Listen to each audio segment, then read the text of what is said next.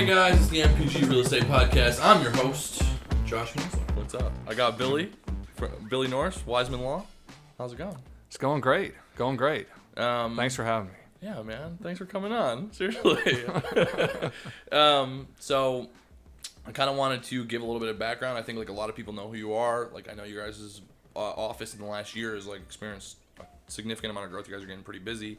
But I don't think a lot of people know your history in Savannah coming up to this point. So where are you from? So I was born and raised here, actually. Okay. And I never got away, you know. I tried at one point, but it didn't work. And when you're an only child, it's tough to get away, you know, from your mama and all that. But I grew up here. I went to high school at St. Andrew's School on the island. And then I went to University of Georgia. Okay. And I was a business major. And then I ended up not knowing what I was going to do, as many people probably do. Yeah. And I ended up going to law school. Okay. And went to Mercer in Georgia, so I stayed pretty close. And came back to Savannah to practice law. Okay. And so when you got done with Mercer, your mid-20s, where was the first place you worked when you got here? So actually, the funny thing was in law school, I really wanted to do real estate law. Okay. But, and I was graduating around 2006.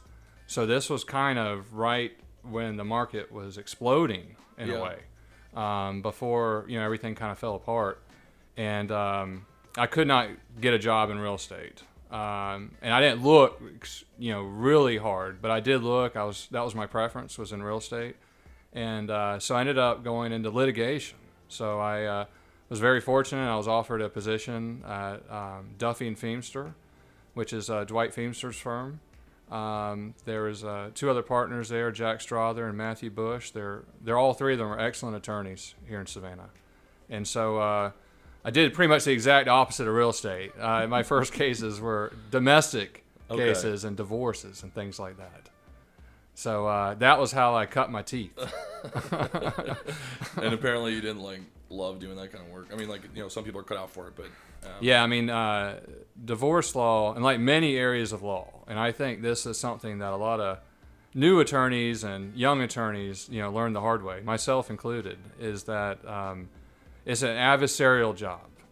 And there's a lot of people may hear that and say, well, every job's adversarial. You know, you're always competing against your competitors and all, but you know, law, I think, is a little, almost like a combat sport because, you know, sometimes if you win, the other person loses, you know, clearly loses. And, you know, it's very clear in like criminal trials. You know, if you're doing a criminal trial, I mean, you're going to either have a guilty or a not guilty. I mean, there's no kind of gray area in there's real ramifications, right? People's lives and people's careers. Exactly. Right? Exactly. I mean, you know, there's actually, and I did criminal work too, but there's a lot of pressure on you because you don't want this person going to jail. You don't want them having a huge blotch on their record. Right. You know, so, you know, everything's stressful, and they're all their own little animals, you know. But that's kind of how I started off, and I also did personal injury. Okay. And I still do personal injury today. Not a whole lot of it, but I still do it. You know, I focus mostly on real estate. And I also cut my teeth on estate planning and probate. And, you know, that's, you know, probate is when someone passes away and we're trying to get assets out of their estate and distribute it to their heirs or their beneficiaries under their will. And estate planning is the other side, is when you're actually drafting the will and trying to make plans for these people. Which, is it my imagination, or that process seems like it's a little bit more complicated in Georgia? Is that the case, or is Georgia like pretty lenient as far as probates go? I think so. Okay. You hear different things for different states. And, and even in Georgia, every county is a little bit different. And Georgia's only got 150 something counties, right? But you know, it's every place is a little bit different. But the process is pretty much the same. You know, the timelines are pretty much the same. And you know, a lot of people are frown on probate. You know, they're not real excited about it. You know, one, you're dealing with someone that, you know, usually a loved one that's passed away. Yeah, that's true. Yeah, that'd be tough. Yeah. But two, I mean, it's expensive. It's time consuming. I mean, it's not immediate. And oftentimes, you know, when I see it with property transactions, is, you know, people are trying to sell a house they're already under contract for a house, and it seems like it just gets in the way, because we have to go through probate most of on these types of cases first before you could sell that property. We have a situation like that right now. We've been waiting about 6 weeks for it to finish out probate. They came to us though, like letting us know it's going to be in probate, but yeah, we're looking at maybe middle of October which is. Yeah, and that might be if you're lucky. If I'm lucky, yeah. Yeah, because I think, with COVID and, so COVID's done a couple things. One, it's made the probate process more virtual, which is a good thing, because now, we're having virtual hearings for the first time. Really? Yes. I didn't hear about that. Yeah, so, and most of the courts are doing that. Okay. In Georgia, and Chatham County has done it. But what happens is if you have the person that's supposed to be just a appointed executor of the will, and that's the person that's going to sign the deed at closing, then now instead of actually going into court, they could do it, it's like through a Zoom call. It's usually WebEx. Okay. But, they could just do it that way. So it's very convenient for folks, especially if they got to travel, if they're from another state or, they're not actually in Savannah, which oftentimes they aren't from the same place as the person that died. Now, it has caused delays, the COVID has, because of just short-staffed. All the different courts, the Superior Court, the State Court, and all these courts, and Probate Court, which deals with a lot of these property transactions because of that. Their people are sick.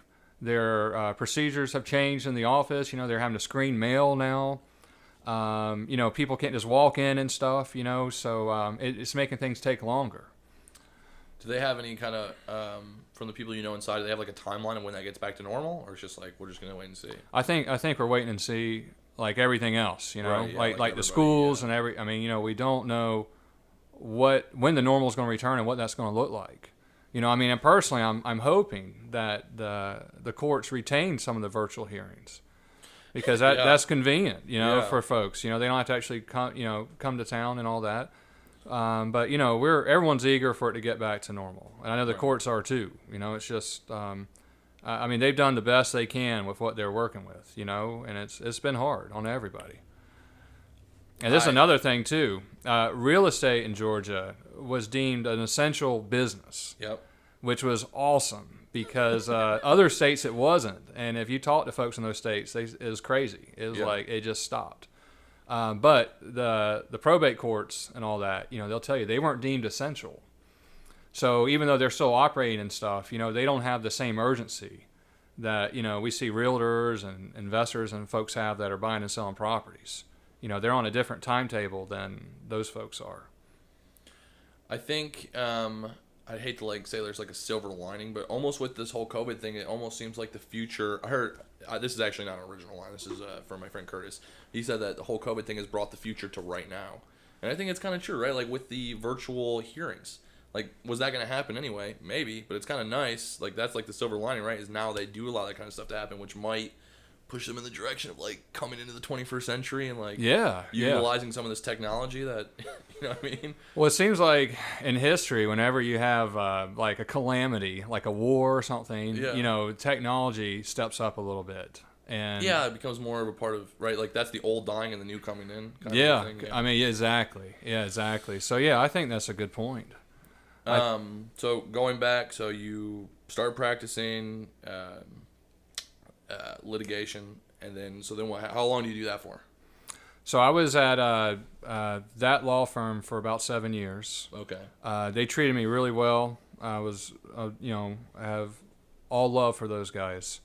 And then I left that firm to kind of, the firm was already going, but I left that firm to join up with a personal injury lawyer in town. Okay.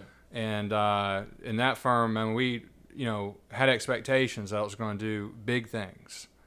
And so, it was kind of a big move for me, because it's one thing to be in an office where you're comfortable and you kind of have a practice going, but to kind of switch that and to go into like, an all one focused practice, all personal injury all the time. And, so that was a big move, but it was that firm ended up being very successful, where I went to. And, and I'm not taking credit for it at all, but I was very grateful to be a part of that and to be a part of a firm that, like I said, started off kind of humbly and then just grew and got really, really successful. And so I was with that firm for a few years. And then there was an opportunity, finally. Now, when I was at Duffy and Phoenix, there was an attorney there that practiced in real estate. And I got a little bit of experience there. But I did get an opportunity with another firm in town that was more real estate focused. And, I took that opportunity. And I was there for a few years. I learned as much about real estate as I could. I loved real estate. I started refocusing my practice towards real estate and practices that go around real estate, like probate and business and stuff like that. And then I formed my own firm. Okay. And that was kind of, the direction I was going in then was just to roll with my own firm. And then, like you said in the beginning, then Wisemen came to town. Right. And they, were very nice to me. They made me an offer to join their firm and open their Savannah office, and that's where I'm at now. And Wisemen is, a large firm in the state of Georgia. They have many offices. This is their Savannah office. They've got lots of lawyers there, lots of staff. They've got an amazing support team. I mean, I get all the support in the world with them. And they've got a huge knowledge base. I mean, there are so many competent attorneys in that firm, and in the firm I'm at, that have been practicing real estate their whole lives. So it's just incredible, that, if there's anything I don't know, I could get the answer right away, which is a great feeling.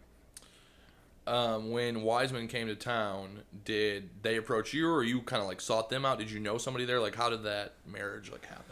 Well, I was introduced to them by a mutual acquaintance, and I really didn't know they were coming to town. I just I was just I like people. I like getting to know people, yeah. and I knew Wiseman was a leader in real estate, and so I just took the opportunity to meet the leaders in that firm, and it kind of went from there. Okay, and how long ago was that? That was that was last fall.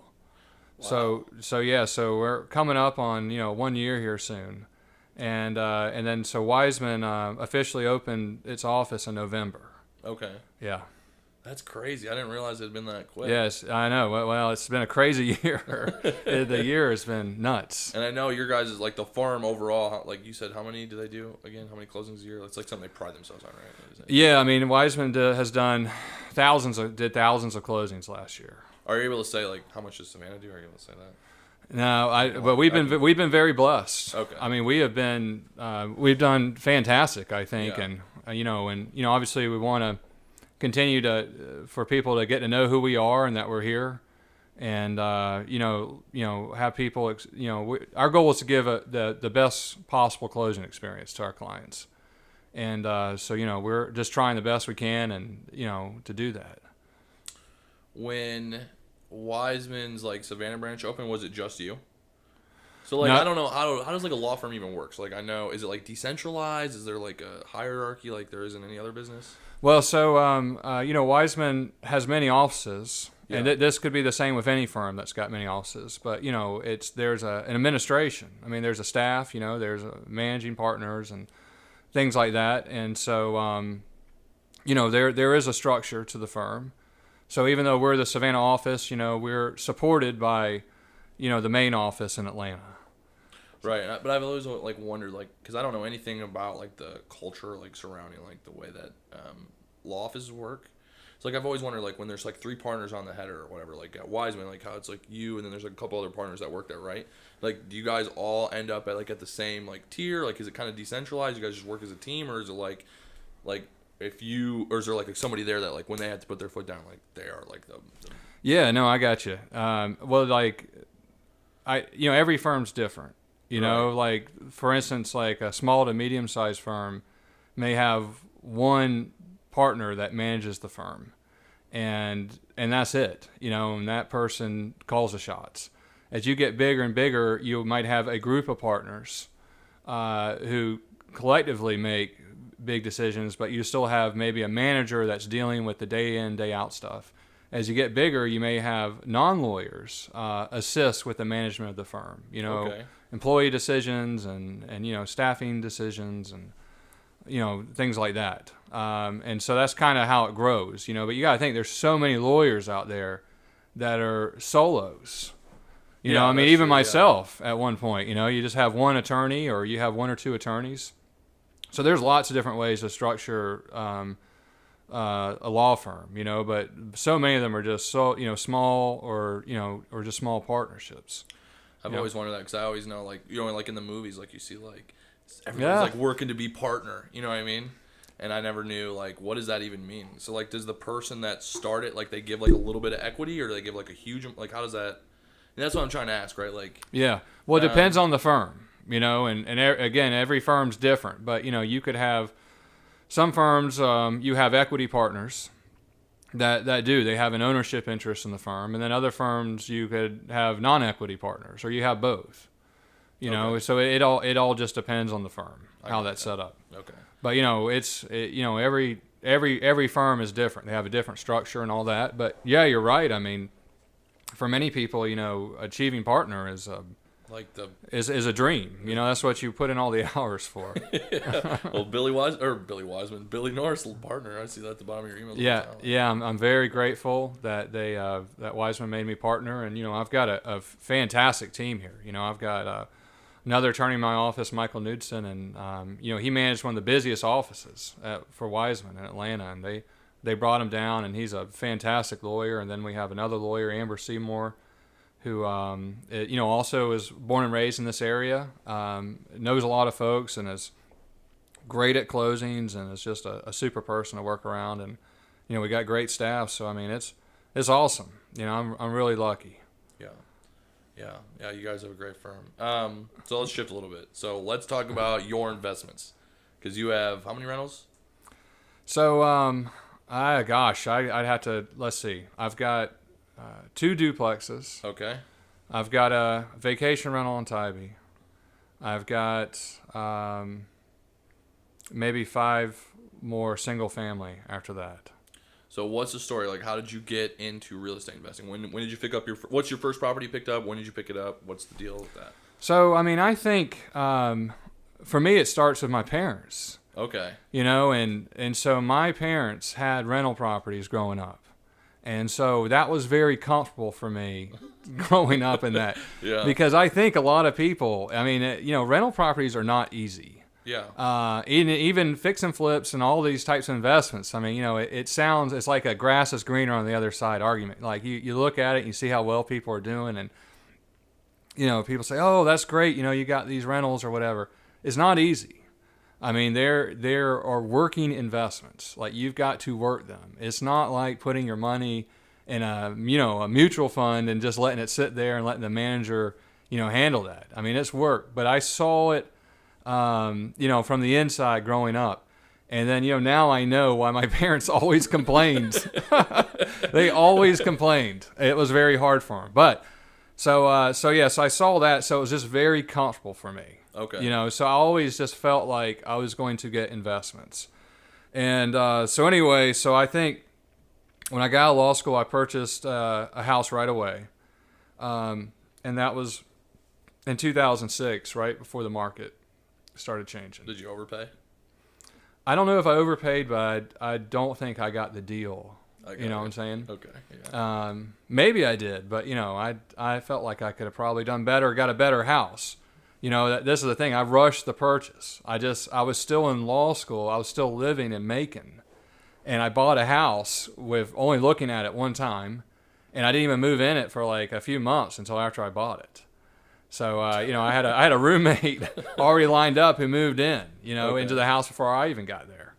So, but it's learning experiences, I mean, in real estate, I mean, this game is a game, Yeah. I mean, you've got to learn the rules and you're going to, make mistakes, right?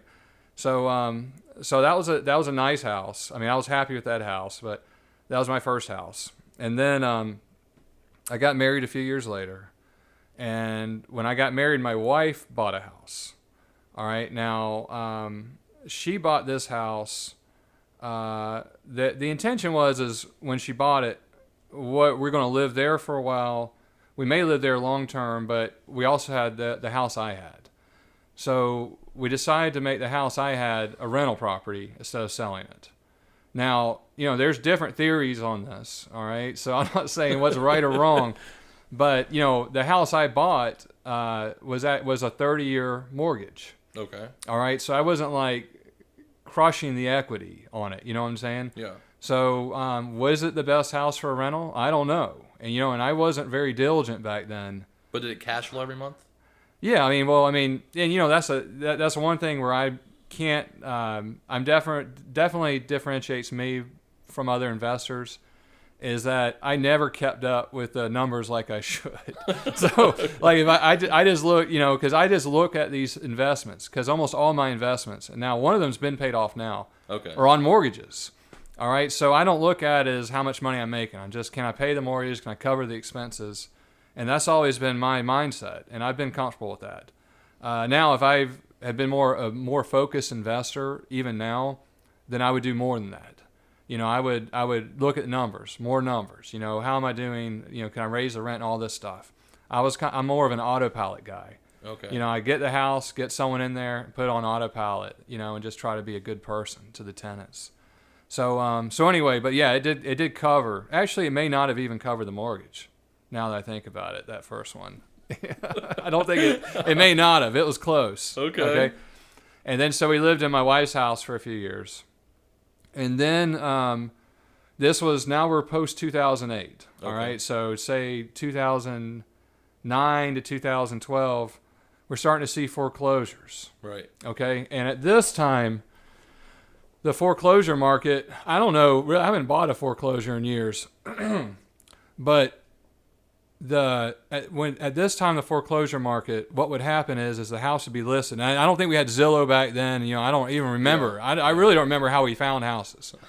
But I found a house. You find a house you'd like, and this was a single family house, and you put an offer in on it, right? You get a realtor and put an offer in. It sounds pretty simple, but then what would happen is they would say, "Thank you for your offer. We're taking other bids right now." And that was my first experience with that, because you would think, well, gosh, if you put an offer in on a house, you're putting the offer in right what they're asking for. Yeah. If they're asking for $70,000, you put your offer in at $70,000, but they're not getting back to you, and they're basically taking the best offer they can. So I learned that one a couple times, and then we finally got one. And it was probably what many folks are doing nowadays. It was a foreclosure property. I had to replace all the floors, new carpets, new paint, new kitchen, all that kind of thing. And we put a tenant in there, and then that one got put on autopilot. And then probably a year later, we got another one. Same thing. Now I'm buying these on 15-year mortgages. Okay. All right. And then I got another one. And so I think in like a 3-year period, we got 3 homes. Okay. All right, so and the funny thing is I don't even know how we got the money to buy these homes. I don't remember. But my wife and I were both working, and we didn't have any kids at that point, and I think we were just better with our saving, And so we got these homes, and they were again the same thing every time, and kind of the similar process. They're all foreclosures. You kind of come in, and I remember one of them, and I can't remember which one this was. The realtor I had, was kind of working with the bank, right? And it might have been so anyway, that realtor had some connection. And, the person was like, look, if you offer this, you're going to get it. I mean, I just still remember that, like they just told me what to get. And so anyway, we were very fortunate to get some houses very quickly. Then we had now this is what a lot, I think, for a casual investor, I think luck has a lot to do with it. Yeah, definitely. Yeah. All right. We were lucky enough to hear of someone that I wasn't real close with, but I knew loosely, who passed away. Okay. And this person owned several properties in Savannah. And that's how we got our duplex, is, we were able to reach out, to the family. Hey, we're interested in purchasing this. And that's how we ended up getting a duplex. And we got a duplex in Ardsley Park. And my wife and I ended up moving into that duplex because we wanted to live there. House hacking. Yeah, what's that? House hacking. House hacking. Yeah, have you heard of that? No. Okay, No, so no, that's no. exactly what you're talking about. It's like a bigger pockets term. Do you know bigger pockets? No, I don't. I'm sorry. Okay, no, it's okay. Casual investor. House hacking is like when you like buy a duplex and you like live in one side and rent the other out and it like pays for the mortgage. Oh on the yeah, whole yeah, thing. yeah. That was exactly that's exactly what we were thinking. And you know, at the time, everybody thought it was a great idea, and it was a good idea, you know. But you tell people, and they say, "Oh, that's great. You get help with the mortgage and all that." So we got a pretty good place, and we lived in Ardsley, and we may have picked up one more house during that time. I can't remember. And then you know, the thing is we just need a bigger place. We're going to have a child. So then we moved from that one back to the first house I had. And you know, because we liked that place. It was really nice. It was time to move. And then I moved back to that first one. And then I think from that first one we may have picked up another duplex after that. And same thing. Be in the right place at the right time. You know, I got a call from an agent a realtor that I work with. Hey, I heard you're looking for something that's just hit the market or is about to hit the market, and I was like, yes, you know, got to get it. And so you know, I feel like almost with every one of our purchases, there's been an element of luck involved. But you know, it's like that thing. It's like, you know, you got to set yourself up. I was able to take advantage of those opportunities when they presented. Now, if I didn't have, you know, enough cash flow in the bank or whatever, I would not have been able to purchase those. And I mean, network becomes your net worth, right? Like if you didn't know the people that had put you in touch with those deals. Yeah. Like, yeah. Right. That's all about like what you said. I don't know if you remember. I don't know if it was on before we started talking. I think we were saying like you just like to get out and meet people and talk to people. It sounds like that was like a huge part of kind of finding those, right? I mean, it was. I mean, I think maybe only a couple of our deals did we do those completely on our own, including the house we live in now. You know, almost every investment property was some kind of connection helped out. That's absolutely true. And not just investors, but just sometimes just people in general, you know, out in the community. yeah. Yeah. Do you self-manage? So I do, but I am starting to transition my properties over to a property management company here in Savannah. Okay. Sago, and I think they're fantastic. What is it? Sago, Sago. I don't think I've not heard of them before. I'll have to get you. Yeah. I'll have to get contact info. Yeah, yeah, 'Cause they've been real good. But did you have like a history with them, or do you like know their owner? yeah, I know the owner, Okay. Stacy Jane. She's real nice lady, and you know, the thing is that I still work full time as a lawyer. Yeah. So, and I've got a second job at my house when I go home every day with all my kids. Yeah. So, you know, it is very hard to self-manage at this point. It was easier when I had less things going on. Now it's pretty hard. But, you know, I think the thing is if you're doing it my way and you know, go through a property management company. It could be any property management company, all right, as long as they know what they're doing. They may actually make you money because they could rent it maybe for more than you're renting it for because you don't know the market. Yeah, or keep better tenants, right? They know screening, they know all that stuff. Better tenants, they're on top of the tenants. They're doing walkthroughs. You know, they're doing all the things you know you should do, but you're not doing because you're too busy. Yeah. You know, and so they're doing all that stuff for you. And if they know the rates, they will set, you know, and that's what happened. The first one I turned over the property management company, they increased, the rent went up higher than I was charging already. So even with the fee I had to pay them, I still made money. I made more money, even with the fee. Dang. So it was a no-brainer. So with that kind of winning your sales, do you think you're going to end up buying more then? Or like what's your plan for investing? Like you want to dial it in? You want to like keep just kind of like... Well, I want to diversify a little bit more now and not put all my eggs in one basket with real estate. But I am in the process of buying another house now. Okay. So I am getting one more, and then I'll just see what happens. You know, I don't think I could turn it off. You know, because again, I grew up with it. I'm comfortable with it. I'm familiar with it, and you know, it's like it's like a love-hate relationship, you know? I mean, it's not something I'm like really excited about, but it's like what I know. Yeah. You know, and so, you know, yeah. Plus, I mean, you deal with real estate guys all day. I love dealing with real estate people all day. I do. You know, and this sounds like it's not true, but it is. Like, when I do a closing and there's a new, like a first-time home buyer in there, Yep. I am genuinely happy.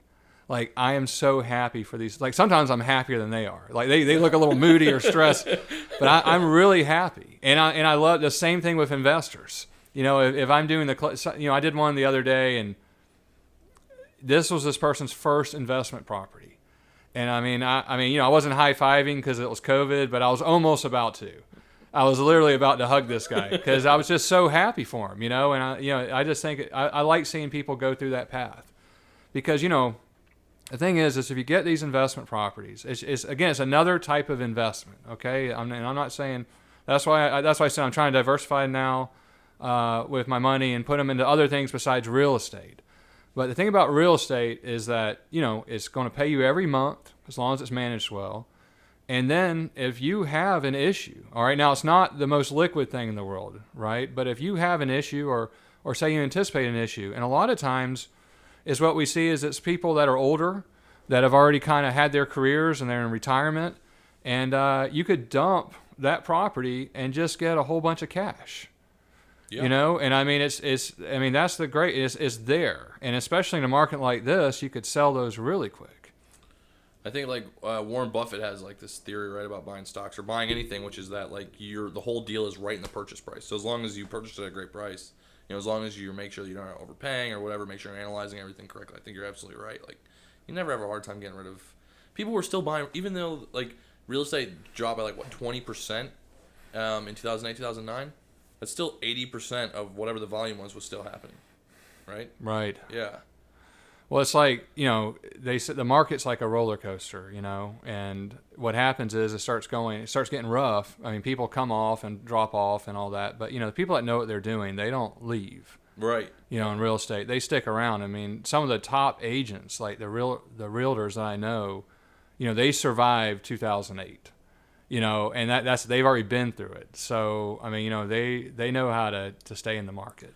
I think it's like a lot of people talk about in the free market. That's one of the negative things of free market capitalism is like it always has like these downturns. But I think that's inherently part of the system is cutting that fat, right? Like when you have a downturn, the people that run like I shouldn't speak in generalities. Like there's plenty of great people that lose their businesses during those downturns. But by and large, a lot of those people that are losing their jobs or losing whatever that are in business for themselves, like they might not have been in business in 5 years regardless, right? Like it's like trimming the fat off the economy before it goes back up.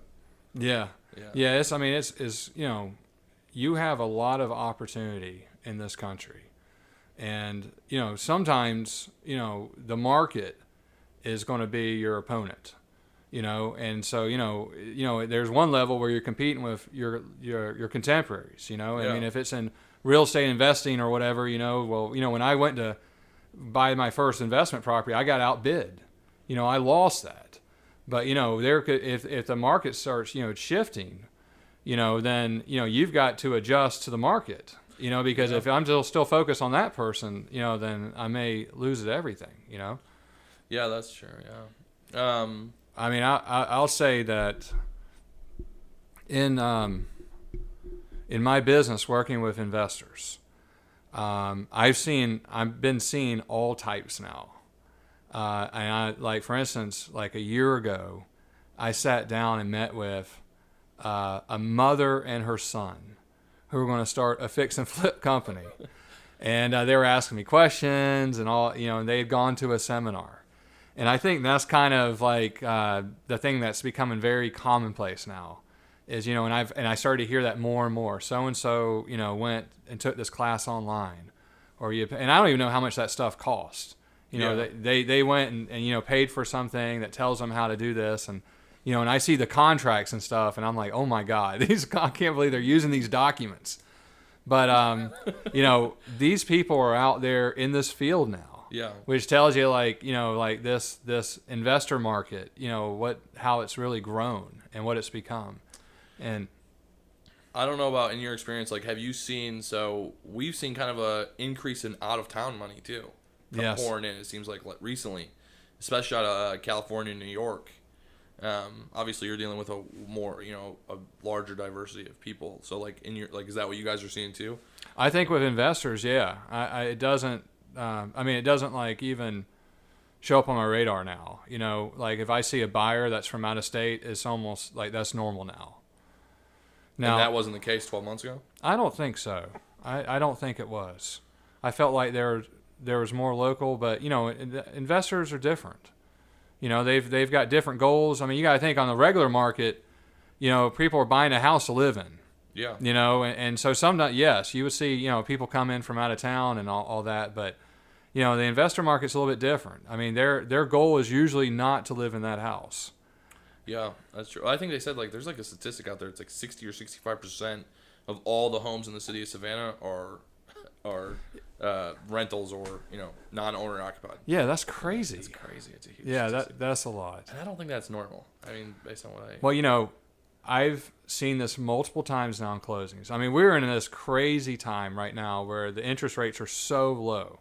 I mean, you could get an interest rate in the 2s if you've got a good credit score, in the 2s, all right? And if you've got a decent credit score, you're getting it in the 3s every time, all right, which is just insane.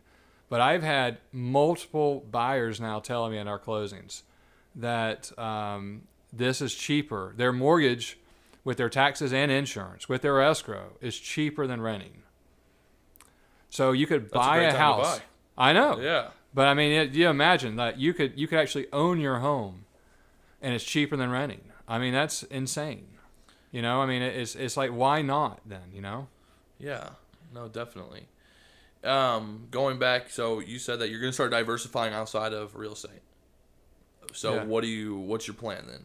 Like, well, I'm getting too in depth. Yeah, I mean, I'm just looking at more of like stocks and things like that. Okay, is there anything that you're like bullish on right now, or? No, I don't know. I'm still or I'm just still like learning. hire somebody and just like. I'm still learning, but it's interesting that I feel like many of my friends nowadays are playing stocks. It's a great game. Like, I mean, I love real estate, but like the stock market's like I keep up like on the quarterly earnings and stuff. There's some of the property, companies I love. Yeah. I've been hot on Tesla for like ever. I feel like a lot of those companies are that I was like anything that's in new technology or whatever. I feel like the millennials have like a better grasp, and so my friends were all gravitating to Tesla in like 2013. Oh wow! So I was like, I've always kind of done that. I felt like that's a great way. So like anytime that you should ask your kids. Hey kids, what companies have you heard of? Yeah. I remember, this is random, but I remember I was listening to a Gary Vee podcast. Okay, yeah, I love Gary Vee. And he said something about, how do you know what to invest in and all? And, and I'm going to paraphrase this, but he said it. He basically walks up to like teenage girls in the airport and looks over their shoulder and sees what apps they're on. And he's like, whatever that 14-year-old is using, that's what I'm interested in learning more about. He called TikTok. I mean, I know there's like a little bit of like uncertainty as to what happens now, but like, how big is TikTok? They had 100 million downloads or something in America?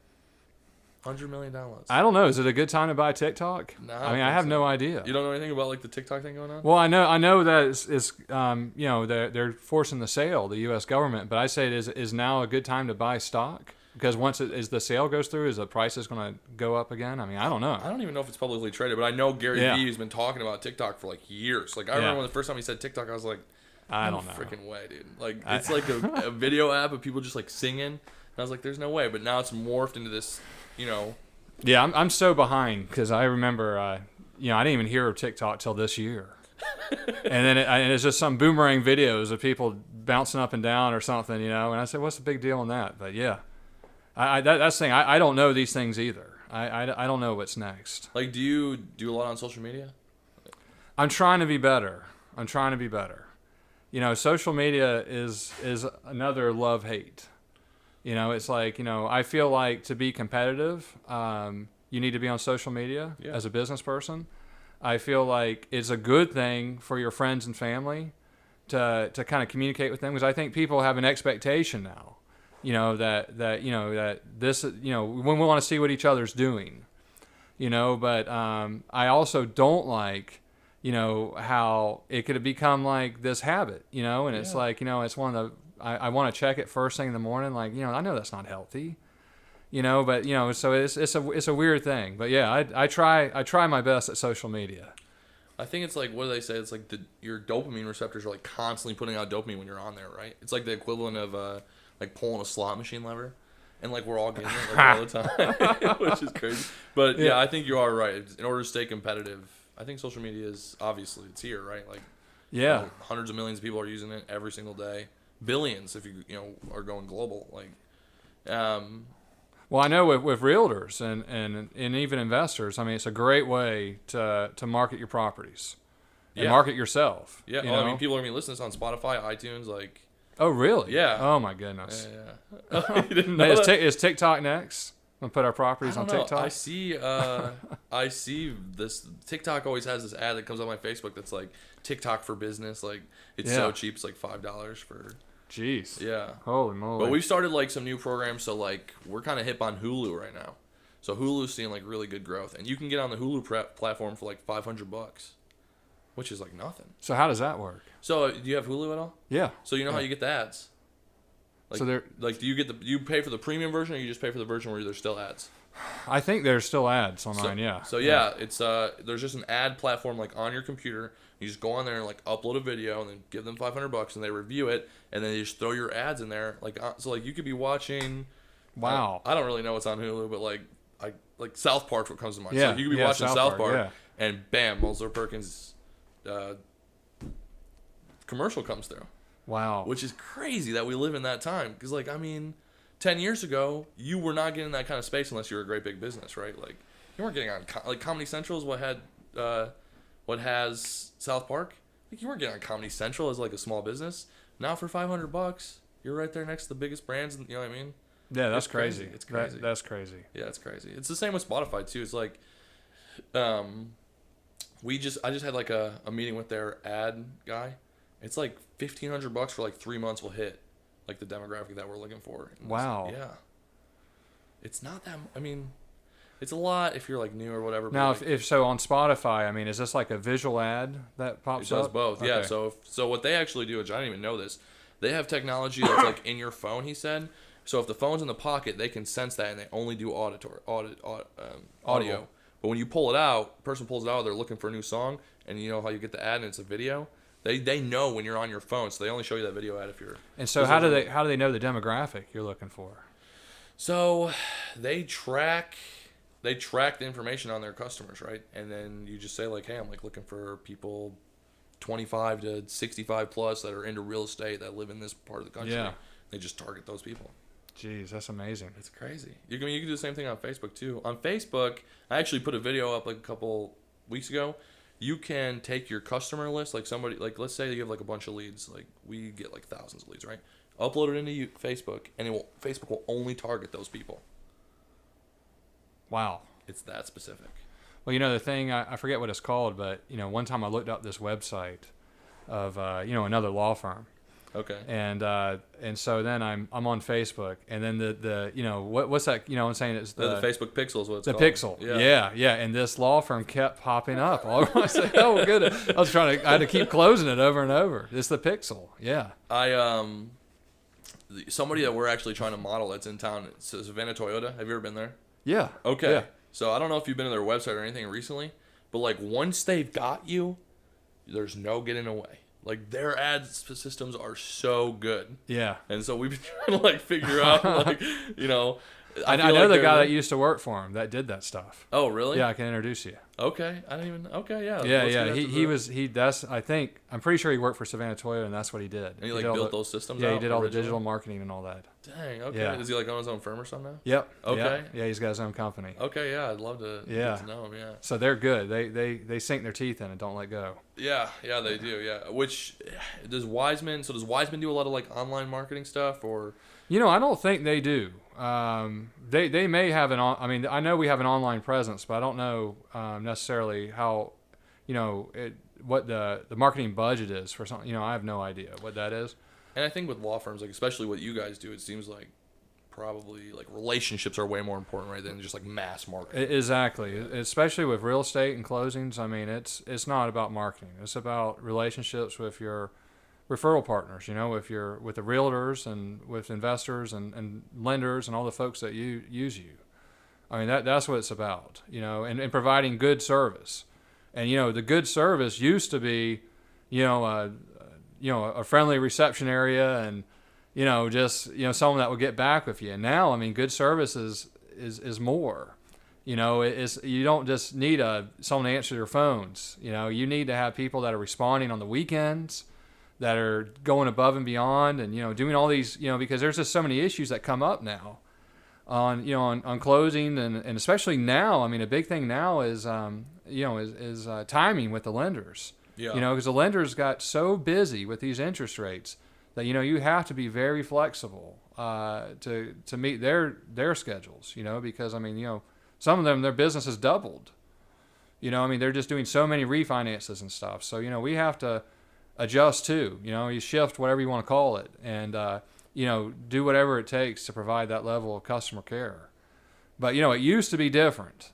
Like I said, it used to be you had an expectation.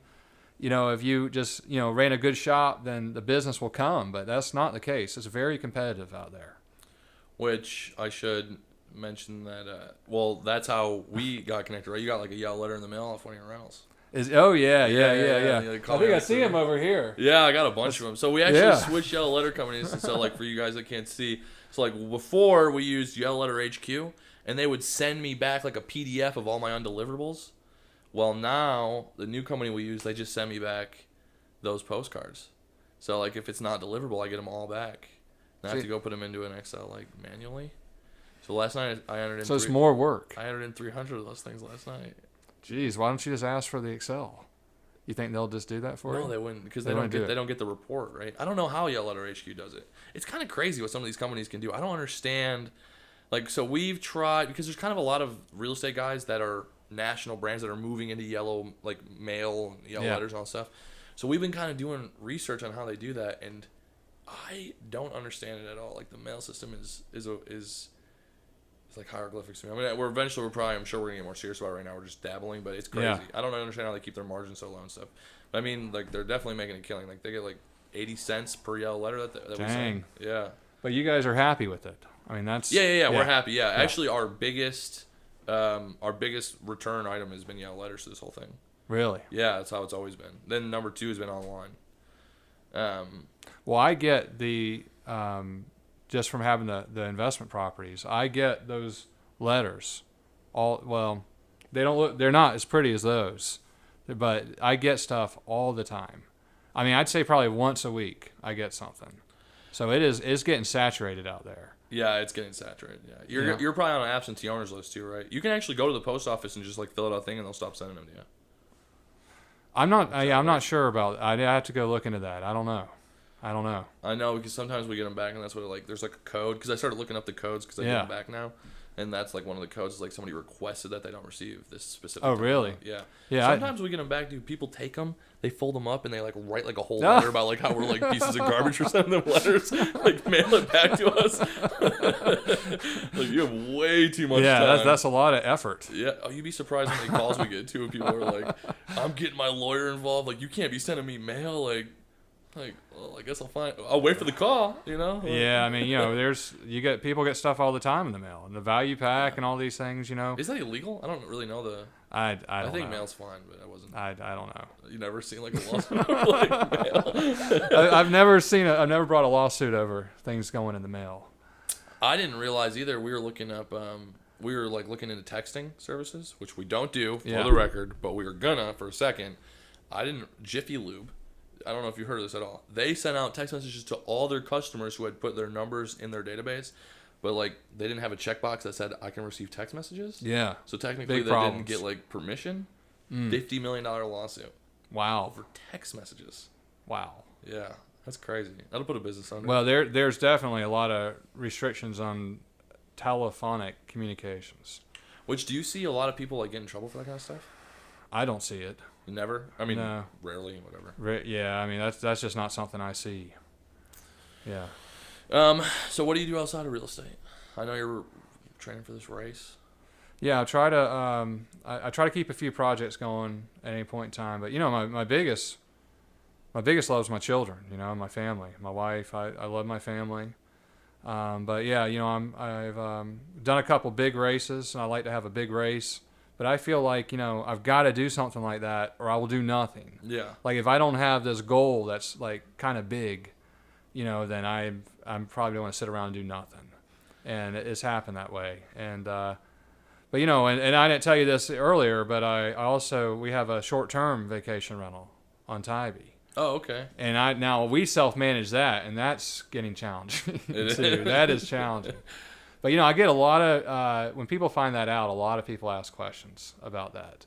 It feels hot, and I notice with lately I've had a lot of closings for people buying vacation rentals. Oh, it's the thing to be in. I think that people got a little scared because of COVID, but once that market came back, it seemed like Yeah, it is. It's interesting, because 4 years ago I didn't even know what one was, and I was very nervous about even staying. Have you ever stayed at one, a vacation rental? Yeah, we stayed at a couple of them.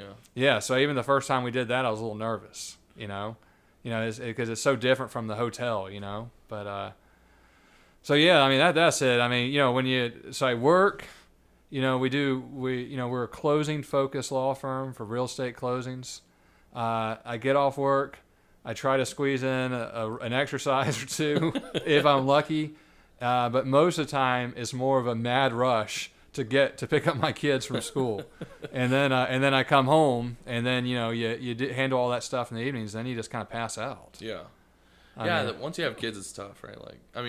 Kids are obviously the love of your life. I'm not complaining about kids, but me and Wynn on the last podcast episode, we talked about this, the work-life balance thing. It's really tough once you start, when you have a family and then you're also trying to build this career, help build a Wisemen firm here. I imagine that becomes extremely challenging. It does. It's very stressful, and then you find yourself working whenever you can. You try to squeeze in an hour here, or I'm squeezing a couple hours on a Sunday, and when the kids go to sleep or something, you want to go squeeze in some time, or get in very early in the morning. But it is a work-life balance, and but it was just looking at investments. We probably got most of our investments before we had all these kids. It's just you're just a little more focused and stuff. And it does get harder. Would you think that it probably would have derailed that if you had kids sooner? I don't know. It could have. I mean, I just know how it happened with me, But we haven't been, it's just been a different ball game, since having the children. How old are your kids? I've got 4 under 6. Holy 4, 6, cow. and under. Yeah. I need to get some lessons. So we're about to have a 5, a 3, and a 1-year-old. Oh, really? Yeah. Oh, wow. Yeah. You're congratulations. Thank Congrats. you. Yeah, I didn't realize that your kids are all that young. I'd be happy to give out lessons, but I really don't know what I'm doing. I have no clue what I'm doing. I'm just winging it. I hear you. That's what everybody says, right? Nobody's ever ready to have kids. You don't know what you're doing. They're just hey, here you can make babies, and they're just here, now you got to raise a human, and there's no lesson for that, right? How do you do it correctly? It's on the job training. It's definitely. It's and you on can the job talk to training. people all you want, but every kid seems like they're a little different. Every family structure is a little different. Yeah, and everyone has different ideas about how to raise your kid too. Yeah. I mean, what's right and what's wrong, and I'm trying. I find with my oldest, it's easy for me to put more time into her, which isn't the right thing. It's just she's in a learning stage. She's just sucking in whatever knowledge or whatever it is I give her. Hey, read this, or let's read it, and she just gets it. And I think the challenge for me is I've got other kids that they're just in different stages, and I've got to share that with everybody. And I think that's been a challenge for me lately. How do you? I mean, what's the solution to that, really? How do you just got to try to be mindful of just? Yeah, I think you got to be mindful. It's because like I said, my oldest, I could actually go through a book with her now, and she could read it. But we have to practice it a few times and get the words. A kid's book. Yeah. And then what I'll need to do is take that same book and then read it to my 3-year-old. you know, and just to keep that reading going. So she hears words, you know. Yeah. And then I don't know what you do with the 1-year-olds. You just kind of keep up with them. Yeah. Are you guys going to have more kids? No. You're done? No, we're done. You're We're toast? definitely done. We did pick up a dog. We picked up a German Shepherd Oh, I puppy. saw that on your Facebook. Yeah. Yeah, that dog's awesome. It's awesome.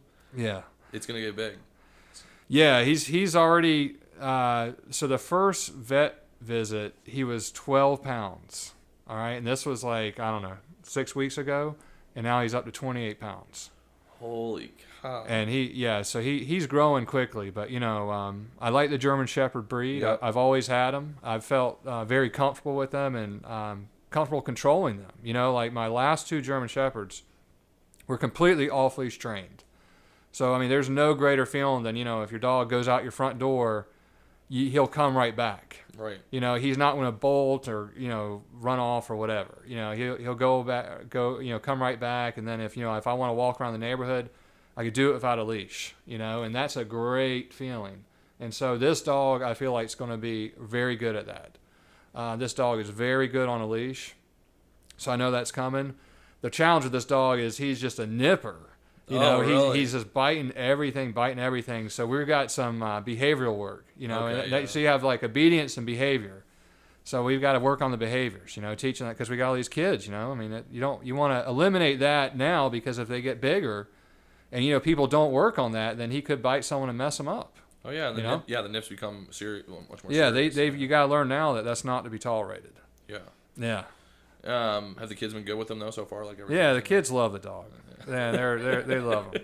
They got a different bow in his hair every night. Oh, you have all girls, don't you? I have all girls. All Yeah. girls, yeah. Yeah. That's crazy. Yeah. Girl dad. I'm in the all girls club. Okay. Well, you got one girl, right? Or One girl, yeah. And the newest baby will be a girl too. So Okay. one boy and then 2 girls, yeah. Which is the total blessing, yeah. well, It softens you up, right? Like that's what I mean. Yeah, it does. It softens you up. I mean, I'm very happy. I'm very happy. That's good. I think everybody's chasing. I love that. To hear that, a lot of people don't say that, right? Like everybody's chasing happiness. Very few times people say like, "I'm happy." Well, you know, I think it's perception and expectations. You know, I thought of this a few weeks ago for a talk I had to give, and you know, you could take some statements that may not sound, you know, that sound pretty negative, and you could flip it pretty easily and make it sound very positive. You know, about your own life. You know, about where you are in life and all that. You know, I mean, you can say it about almost anything, but you know, I think I've learned to, you know, fortunately, you know, I could try to keep things in perspective, and I try to be grateful for what I have, and I try to keep expectations of what I can do and where I'm at, you know, and I do think I'm pretty happy. And you know, I have problems. Everyone's got, you know, things come up and work gets stressful and stuff, but you know, I do think, you know, a lot of it's up here in the brain, you know, in the mind. And if you could just kind of keep the right attitude, I mean, you know, you stay happy. You know, why be upset all the time? You know? Is that something you feel like you've taught yourself, or something that you've always is that something you've always had? Like, is that from your parents, or is that something you've taught yourself through? I think it's both. Okay. But I do think you have to work on it. Like, for instance, like if you know, if I'm just like on the phone all the time, if I'm on the TV all the time, you know, or like consuming news or consuming information, I will notice like I get more cranky. Really? Yeah, I'll notice that. So, you know, I do think, you know, I've got to consciously like do what people tell you to do. You know, don't be the first thing you do in the morning. You shouldn't be, you know, consuming information last thing before you go to bed. You know, make that more about the family time. And I think that stuff is true. I think it works. One of my mentors always tells me that. He says, for the first 30 minutes you get up, you shouldn't touch your phone at all. Yeah. And it's like, you know, it's always well, first off, you shut off your alarm, and then you're like, it's just there. Yeah. Right? Like, and plus it's hard with, you know, you got to go to the bathroom and all that. yeah. So it just comes easy to like just scroll, but. No, I haven't heard that, but I agree with that, you know. I mean, you know, it's like a, you know, it's again, it's a love-hate thing. You got, you know, the technology's amazing. But, you know, at the end of the day, I mean, what's it, you know, our parents didn't have all this technology. Yeah. And I mean, you know, do we necessarily have to embrace it as much as we're embracing it, you know? I think that it's so addictive that we don't even like look at what the consequences might be down the future, right? It might even be like our generation's like cigarettes, right? Everybody just does it. And it's like, oh, it's fine, it's cool, like nothing's gonna happen. And then you might realize like in 20 years they do a bunch of studies and they're like, actually, it has more adverse effects than we previously thought. Yeah. Well, and I think our kids, like the young kids growing up, because and I'm not. Trust me, I'm not a perfect parent, and I don't even know what's right or what's wrong. But you see it sounds like they recommend you don't want your kids having more than a couple hours screen time a day. But I know I could go out to restaurants or places, or when I used to go out, I would see kids on their phone the whole time or on the tablet. Like I don't know that could be doing something to their brain. Like you said, the dopamine, I mean, it could be rewiring stuff. Yeah. And I think, we're kind of transitioning to it. But I don't know about the young kids, and I do worry about that. I don't know what they're going to be like when they get older. And hopefully it's not even is nothing, but, you see young people on it so much that, is it going to affect their happiness, and all that? I don't know. I don't know either. It will be. It's the big experiment, right? America's like the big social experiment, the big science experiment with the phones. Yeah, I know. I still have a memory when I was in high school. So I graduated in '99. Okay. And there was someone in the class that had a cell phone. And they were like kind of new right then. And I remember this kid, a good guy, but he was like cursing someone out on this cell phone. And I was like, and it was like the whole scene was just awesome. Because I was like, wow, he's got a phone. Wow, he's telling someone like he's cussing someone out on a phone. Like he's like he's a really bad dude, huh? No, he was just doing business or something. I mean like that's like the perception, right? Like this dude's like awesome, got the phone, cussing people out, like he must be like It was that was like my first experience, and then like a year later everyone had one. Yeah. And that's when it kind of broke out. It's transformed business though, right? Like I can't imagine doing business without one now. Like could you without the internet and well, what you notice is exactly. Oh yeah, you have to. But like with the phone, like especially, I think it being synced to email is a game changer because now it's not. It used to be you'd answer like I remember even when I first started practicing law, you would answer your emails at work. You always had emails, but you'd answer them at work. Well, it's like at a certain point that evolved into you might answer them again at home, from your home computer or whatever. To where it's at now is that you're almost expected, I feel like, to be able to respond to emails 24/7 because of your phone. So if like, someone's texting me at 7 or 8 o'clock at night and I could see, or not texting or emailing, I could see that on my phone. I mean, the expectation is I could respond back to that person. Yeah. So, you've kind of become a 24/7 consumer and a provider. Which I think messes with that work life even more, right? Like that work life balance.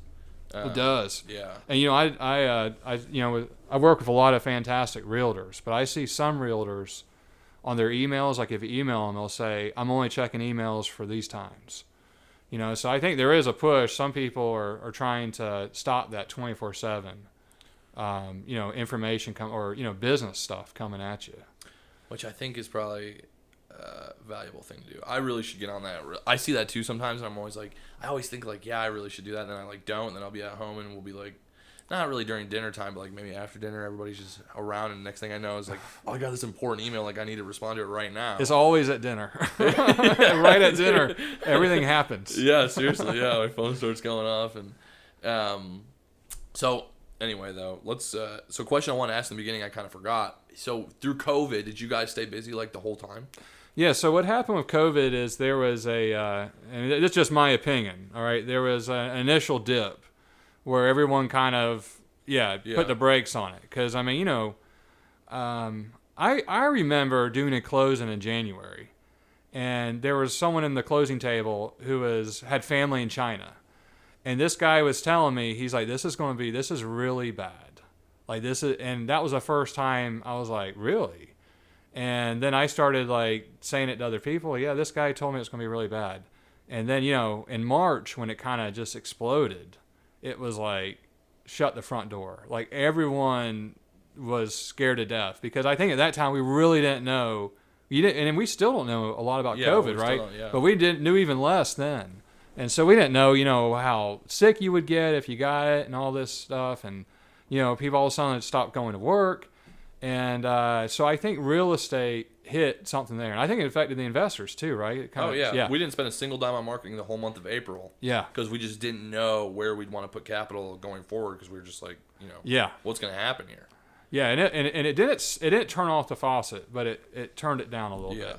And it didn't take long though. I mean, this is the incredible thing about real estate. Again, it was kept open as an essential business, which meant realtors were still employed. Home inspectors were still employed. Lenders were still employed and still working. And, so once people kind of adjusted and just kind of realized what this crisis was, then, they kept working. Yeah. And then it was like this summer was one of the busiest summers ever in real estate. I mean, it was just insane how many deals were going through and closings. And that's, thank God, is because of the interest rates being so low. So I don't know what would have happened if the interest rate stayed high, but it was, it took a lot of people being comfortable in a crisis. Because you got to think, you're trying to sell a house, well, you have people coming in your house who you don't know. So you got to give it to these sellers and these buyers because they had to get a little bit out of their comfort zone, and they still do to make these things happen. Yeah. But I think, I don't know where we're at as far as the country with this crisis, but I feel like the people I talk to, like the optimism is back.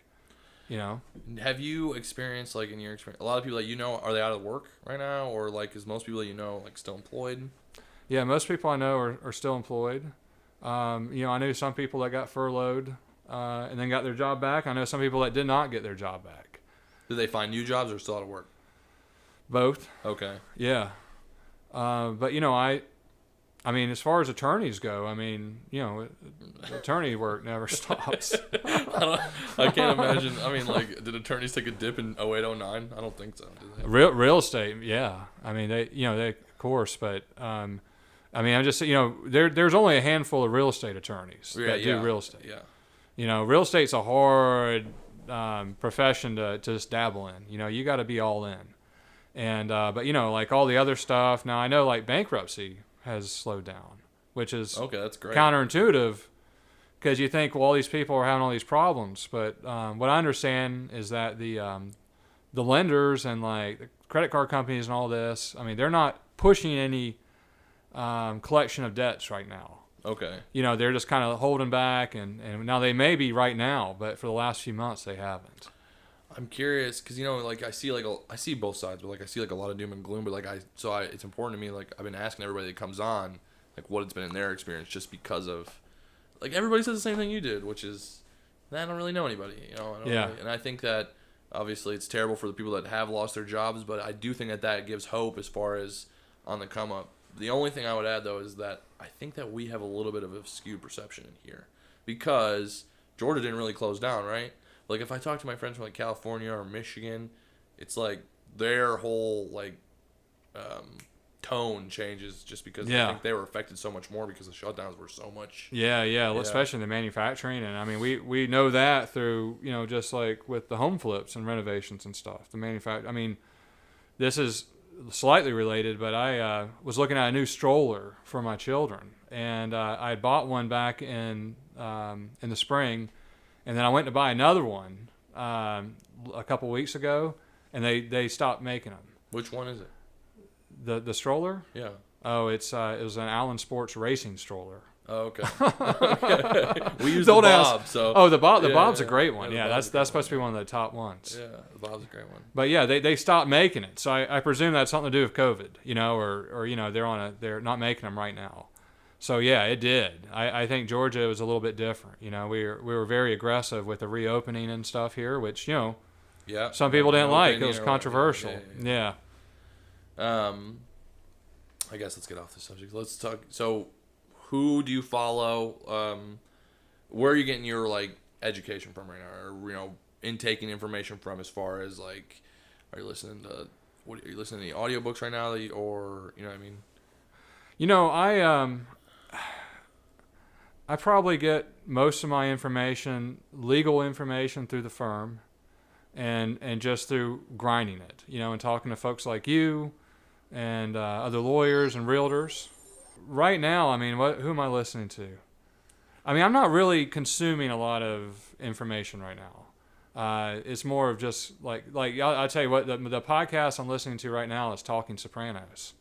Oh yeah, you were telling me about that. I love that. Yeah. That's an amazing podcast. Were you like a big Sopranos fan before? No, but I liked Sopranos, and because it was like, you know, this epic thing back in the day. And but I just think the two people that do the podcast, they just got a great dynamic. So it's just very entertaining.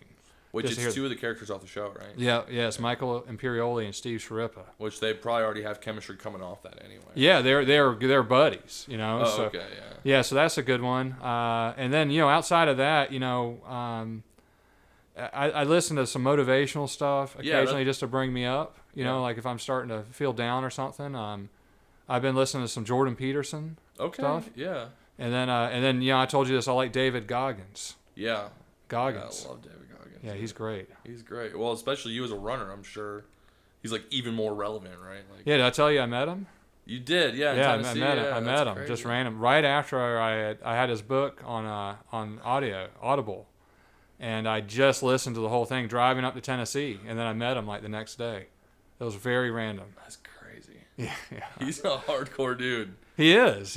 Yeah, but you know, it's a good. The thing is if you, I like it. It's not for everybody, but you know, when you listen to these people's stories and you keep them kind of in your field of vision, you know, I think it's good to keep me motivated, you know, and to working hard, because these guys know how to work really hard. Yeah, and I think I get a little bit of pushback for saying this, but the only way to be really successful, I feel like, in business is to work really hard, right? Like, and so it's like inspiring to hear, you know, Gary V's and the David Goggins and the.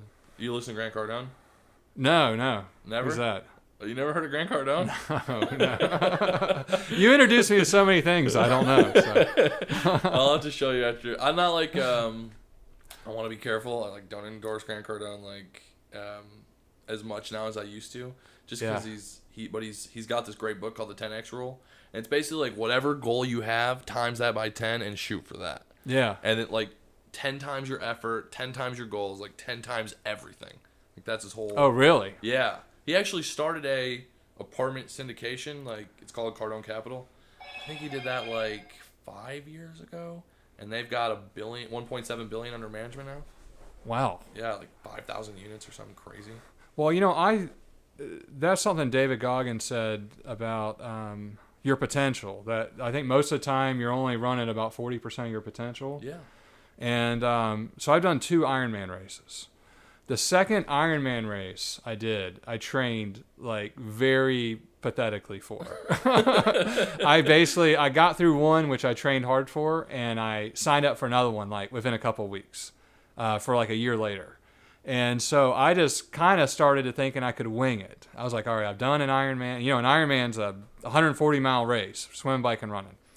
And so I did a very lackluster effort for the second race. And I just thought I could wing it. And I got through the swim okay. In fact, I started swimming, and I gained weight. Do we have time for this story? Yeah, we got time. All right, this is funny. So I had bought this awesome wetsuit. It was like an amazing Roka wetsuit. And I gained this weight, you know, I don't know, 20 pounds or something from the time I bought it to the Ironman. So when I got to the Ironman race, I could barely zip it up. And in fact, it was like choking me at the top. Like I literally was getting choked. So I had to like unzip it down, and it was like all this water was getting in, and it was just a disaster right off the bat. And then so I was so out of shape that I rolled over onto my back, which is something you don't see people doing in the swim. And I was swimming on my back just so I could breathe like consistently. But I figured out some weird stroke, like I made something up, and I was keeping up with people. And I mean, it was just like luck. So anyway, so I got through the swim, and I got to the bike, and I did pretty good for about 40, 50 miles. And I got to right around mile 50 or 60, I completely fell apart. And I had nothing in the tank. Like I was dead. And so they have like aid stations spaced out like every 10 or 15 miles. And for like the next like 60 miles, anytime there was an aid station, I had to get off my bike, I laid in the grass, and I had the aid workers, bless their heart, like literally, I was like, ice, ice, like just like yelling at them. And they would and I would cover my body with ice, because I was a mess. And I was like, there's no way I can even get back on the bike. Like I had to shock my body, cool, all this water, all these fluids and stuff. And, and then I'd be there for 10 minutes. If I'd set an alarm on my phone, 5 or 10 minutes, and I'd get up and I'd take everything I got to bike to the next aid station. Holy cow. And so it was a disaster. And I started to worry too at that point if I could even finish in time, or even if I could finish. How long do they give you? Sorry.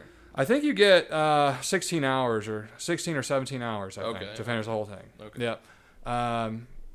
Something around there. So anyway, so I somehow get to the end of the bike, and I could barely move my legs, and I get to the transition area, and I'm sitting in a chair like this one, and I can't get up.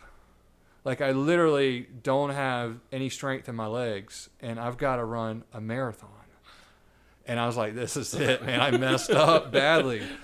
And fortunately, I was doing the race. There was a couple of friends there that I knew that were doing the race too.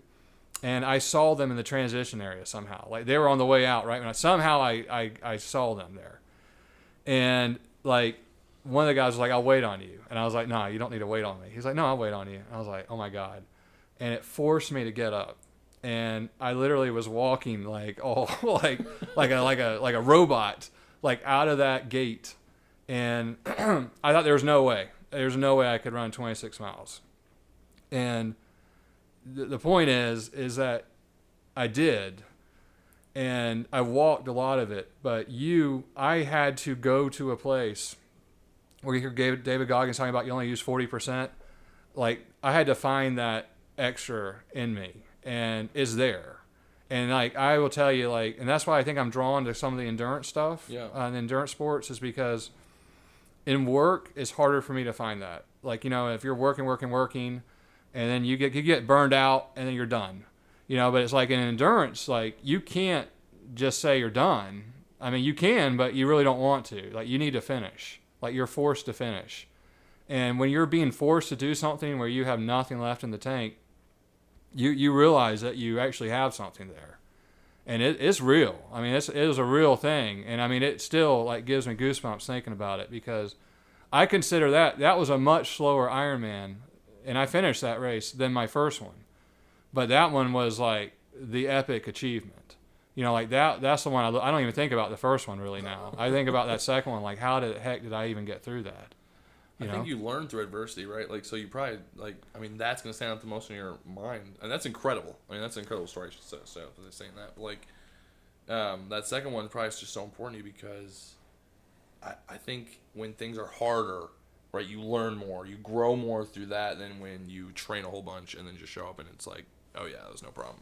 Yeah. You know what I mean? Yeah, I mean, you always learn from your mistakes more than from your successes, is what I've been told, and I agree with that. But, I think, you actually grow as a person when you go through something really hard. And sometimes it's not even a physical thing. It could be a very challenging time in your life, or dealing with someone that's sick or something. But, I think that's where growth happens, because what happens is when you get through that, and, you could look back on that. It's something to look back on that's built who you are. And I mean, it's just I could barely remember, things I did a while back when I was in much better shape. I was in great running shape at one point. There's no real memories there. Nothing. I ran a very fast half marathon, say when I was in my early 20s. I don't even think about that. I think about that I had to drag myself across the finish line. I mean, that was I was like, dang, if I went through that, you could get through. Some of these other things don't seem as bad, Do you not find that in business at all? There's got to be times, I feel like when you hit that point in business, the difference is that in an Ironman or a marathon, it's an immediate, I have to do this right now, right? Versus in business, when you hit that wall, I'm sure you know what I'm talking about, burnout, I think it's a lot harder to make that decision every day. Yeah, it is different. But, one thing I think it does that helps me out a lot is when things get very stressful, I feel like it's very hard. Like, I'm very good at staying calm now, and like even when things are going on or, everyone's upset or we're trying to solve a difficult problem, I think it's easy to stay calm. Like we'll get through it. And that was totally self-taught? I think so, or through these experiences. But, I used to, start, like when I started off in litigation, I would be so stressed out about stuff all the time, always stressed. And, and I feel like I have just the same amount of challenges now. It's just, you've just gotten to the point that you just handle things better, and you become a little more efficient that way. Because, ultimately at the end of the day, we don't want to die young, No, yeah. And I think there's something too that being stressed and dying younger. Like, have you ever heard of the guy? I can't remember his name, everybody. He was the CEO or the founder of Southwest Airlines, but he said he never got stressed. This dude was never stressed, but he chain smoked all day long. He lived to be like in his 90s. Yeah. Yeah, and he said that was like they said was the secret to your longevity. He's like, I don't get stressed. There's a lot to the health and the stress and sleeping and all that. But, I was listening to this one doctor on a podcast talk about it. He says, it's not about trying to extend your life. Like, people are looking at that the wrong way. And this is where you hear people that don't take good care of themselves. They say, well, when it's my time, it's my time. Like you say, well, hey, you got diabetes, or you got all these problems. And they say, well, I'm not going to change my habits, because if I die, I die. But this guy's put in a different perspective. He says, no, what ends up happening is it's actually very hard to extend your life. But it's the quality of your life at the end. Yeah. So, if you sit there and you just kill yourself, don't get good sleep, don't eat healthy, what I'm saying, just be stressed about work all the time, can't find that balance. Well, you may make it where your last 6 or 7 years of your life are miserable, and you're just a mess. And very uncomfortable, So, I think that's really the end game is how do you make it where, when your body is taking care of you when you're at the end of your life, and you actually have some comfort, you can enjoy it. Is there anything more terrifying than the thought of like that happening at the end of your life because like you smoked or whatever? You know what I mean? Things that like I feel like that would like fill me with so much regret if like I'm not trying to, everybody has different life choices, so I'm talking from a totally personal experience here. But I think that it would be tough to get to the end of my life and like have smoked or whatever, and then I have some kind of debilitation because of that, and I'm like, think about it. Well, there's a quote. I think it's to Jim Rome. I think that's the guy's name, and he says, it's better to have a life of discipline than a life of regret, right? Yeah.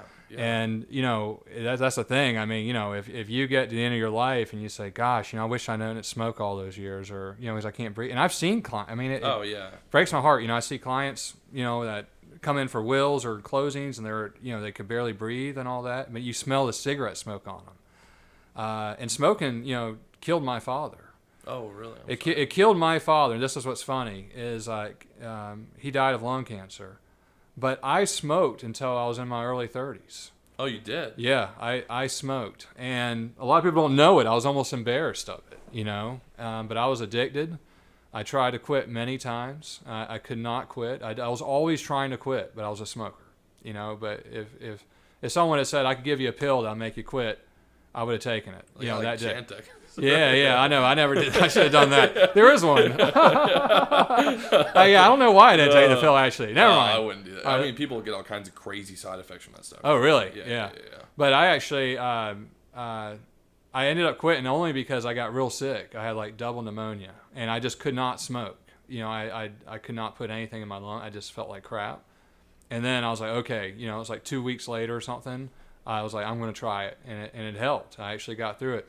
But the point is years later, for some reason I get a chest x-ray, and the doctor, there's a spot in my lungs, basically.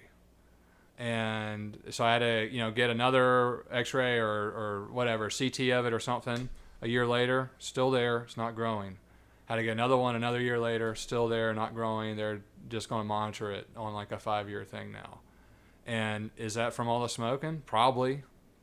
You know, I mean, I don't know. I mean, there's something right there in my lungs. So, I mean, you know, I mean, people, things like this happen, you know?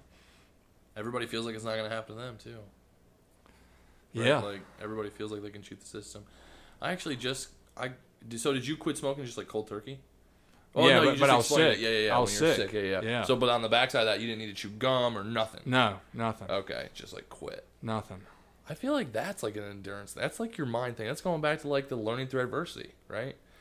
That's what. Okay, so what I'm trying to say is like I'm trying to make it relatable. So like when I quit, which was just like a few months ago, like I just like Dave Ramsey has this great quote, which is if you're a dog, you always are a dog. You can never not be a dog. You don't just make the decision. But as human beings, what's so great about being a human is if you want to change, you just change. Like you can just make that decision and do it. Like I think about that all the time. So that's why I was like, you know what? I just got to quit smoking. So I just did. And yeah. I think you learn a lot through that. Did you try to quit before that? Yeah, a bunch of times. Yeah. Well, I think it's like a Mark Twain quote, which is like quitting's easy. Yeah. I've done it 100 times. Yeah. I was just going to say the same thing. That's a great quote. Yeah. A great quote. Yeah. Quitting was easy. I mean, like the first few days are the worst though, right? Like those first few days are hard. It's like with many things, the first few days are the hardest. Yeah. You know? But yeah, no, it was, well, I'm proud. I'm happy for you, man. Oh, thanks. I'm happy for you. Yeah. You're still in a sensitive time though, if it's only been a few months. It's only been a few months. Yeah. I got to the point though where the smell of cigarettes now, it's almost, I feel almost like allergic to it.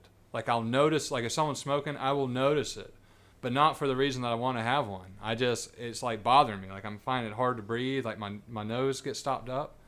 And I'm like, you know, it's almost like, like for some reason, I don't know, fortunately, like I'm almost pushed away by it now. I technically like relapsed like a couple weeks ago, but it was like terrible, so I like don't count it because I just was like, I can't do this. Were you drinking? No, I wasn't, which is surprising because like I'd quit every time that I've quit in the past. I always relapse when I drink. Yeah, I think that's most smokers, right? Like that's like the worst thing you could do. So luckily, I think what I'm about to say is true. I've not been drunk since I quit. So that's probably what's really helping me get through. The real test of time will be when that one time comes when I've had one too many. Yeah. Whether or not I buy a pack. But before we go, there's one more thing I want to ask you about. Yeah. Your book. My book. You're putting a book out. Oh yeah. So I finally finished a book. I've been it's a fictional novel based on a divorce lawyer. Well, it's not based on one. It's about a divorce lawyer and a client, and their misadventures. Okay. But I finally finished it, and it was one of those things that you know, it was just time to get it done. Yeah. I've been working on it for a long time, so I finally finished it. So now I'm trying to edit it and get it all nice and polished, and then I'll see if we get it published. But I was telling this to someone else. Someone else asked me about it today, and you know, I'm at a very good place because if someone doesn't want to publish it, I'm okay with that. You know, you could just self-publish it on Amazon. It's out there, and I'm done. You know, so I'm just happy I completed something that's taken me years really to write. You know, and it was tough. It was really tough writing a book. How'd you get the idea? Like, what happened? What was the lead? I don't know. I just thought it's like a bucket list thing. You know, you got to write a book. You know, what's your book going to be? And you know, and it was. I mean, you know, it was weird because you have the story in your head, and I had the beginning in my head and the ending in my head, but you know, you had to kind of figure out the middle as you went, and that's how I did it. That's awesome, man. Thank you. That's really awesome. I'm excited to read it. Yeah. You're gonna do an audible version of it? Yeah, I was hoping maybe you could do the voice for it. Yeah, maybe we can work something out. Yeah. But all right, man. I appreciate you coming. Yeah, no, thanks. Yeah. So good talking to you. Where can people find you? I always like to plug in the description. Yeah, so it's my name's Billy Norse, Norse, and you just Google me, and I'm an attorney at Wisemen. So just direct all your inquiries to Wisemen. Yeah. Do focus on real estate, but also do probate and estate planning and some other things. So, you know, if I could help you out with anything, just give me a call. All right. Well, thanks, man. All right, yeah. Appreciate it. Thanks, buddy.